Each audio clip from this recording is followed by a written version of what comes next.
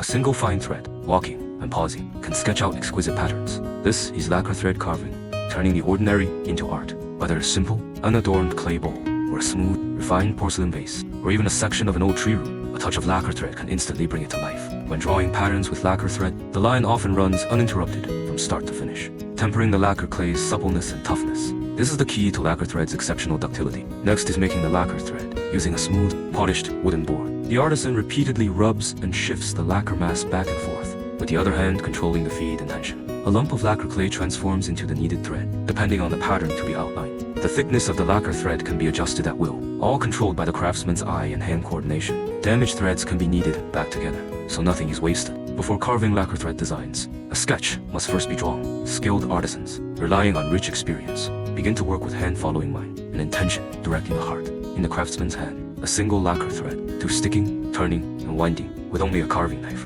can outline a complete Eastern dragon, from beginning to end. One continuous line. Lacquer thread carving was first used to embellish sacred statues, called adorning the Buddha, by the people of Kyoju. Elaborate 7-line carvings give statues more refined details, and also act as color separators. Once painted, the statues become extraordinarily splendid. Today's 7-line carving is no longer limited to adorning Buddhas. Wherever ornamentation is needed, its presence appears, injecting exquisite, lively elements into objects. It is the perfect example of a traditional craft, transcending the limits of its era and being reborn. It turns out everlasting flowers really do exist. They bloom for 1,000 years, never withering or fading, and thus became the palace concubine's secret weapon in their rivalries. Just one blossom can outshine all others. This flower is the pith flower. Though named like a flower, it is actually made from wood through astonishing skill. Artisans achieve such realism that even butterflies are deceived. The tree used to make pith flowers is called the tongchuo tree. Its pith is light, soft, large, and snow-white. A gentle poke with a wooden stick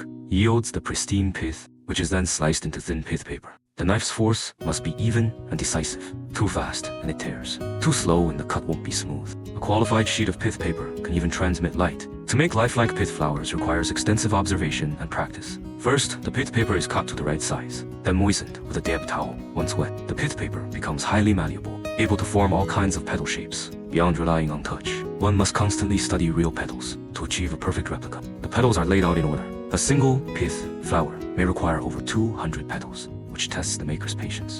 To assemble a complete chrysanthemum, start from the center, then glue the petals from smallest to largest in sequence, from dense to sparse, layer upon layer, until a pristine pith chrysanthemum is formed. To restore the chrysanthemum's true colors requires careful observation and comparison. Each petal often needs to be colored repeatedly a dozen times, blending subtle gradations of hue. The finished pith flower is hard to tell from the real thing, and it never wilts.